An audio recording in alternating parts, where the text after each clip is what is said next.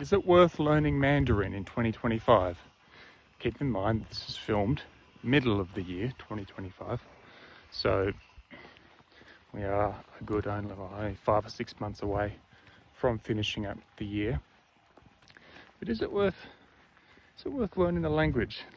Short answer, yes. Longer answer, it depends.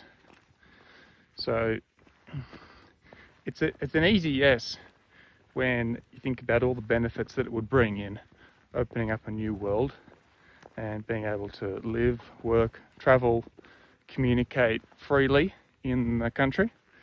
I think particularly of mainland China, where there's a fairly low proportion of people who can speak English and speak other foreign languages in general. They do have pockets of the country where some foreign languages are more prevalent than others, but by and large, if people learn a foreign language at school, they often learn English. That's the priority, that's the focus. However, the challenge there is that people may have English proficiency tests to pass, and so that verbal component of their language skill is much less exercised. It's not practiced as often as what it should be, and so they can pass English tests okay, but the speaking side is quite poor in my experience, and certainly outside of the big first tier cities, Beishang, Guangshen, Chengdu as well. So that's an easy yes. The longer answer is it depends. Is it worth learning the language in 2025? I think we're still quite a way off from having AI totally transform the way that we consume languages and leverage languages, input, output.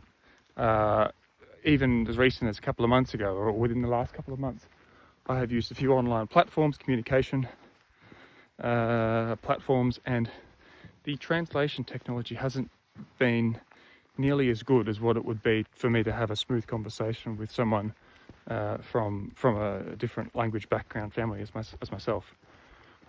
In fact, it makes it more confusing to try and use the translation tool than without it, so we ended up just not using it. Obviously it's doable without you can very much learn a language without.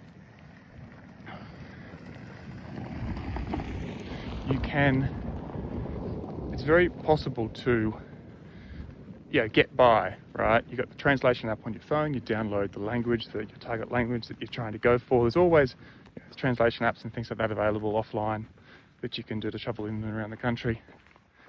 But I think we're still a long way off from having AI totally and the tech totally transform the way that we consume language. If you were to prepare a big, long pro and con list about learning Mandarin, the only real con that you would have on that column of your list would be the opportunity cost, which is the time investment that it would take to learn the language to a good enough level that achieves your objectives. And whether that's to have a conversational with, be conversationally fluent, it may take you 6 months, 3 months, 6 months, 9 months, a year. If you were to be wanted to use it for business-related reasons, it's likely going to take you a bit longer. And if you wanted to learn the character set of the written text, in addition to learning how to speak, then it's a separate language in and of itself. Not a separate language, but if you were to, you could probably learn 2 European languages, assuming your native language is English. You could probably learn 2 European languages to the same degree as compared to the time that it would take you to learn Mandarin Chinese competently, to that same level, if you were to invest that same length of time. That would be my general rubric, assuming your English is your native language, of course. Just come up here to the swing set. I heard that this has been recently opened by the locals, so should I come and check this out here? It's quite nice. So that's it. Is it worth learning? Yes. In the long answer, it depends, because the language is the time commitment is massive, and so your opportunity cost there of taking time away from family, from friends, from other commitments that you have in life, work and things.